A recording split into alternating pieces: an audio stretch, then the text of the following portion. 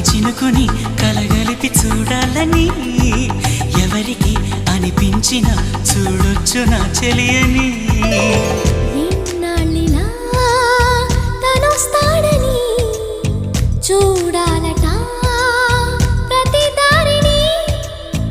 ఏ తోటలో తనందోనని ఎటు పంపను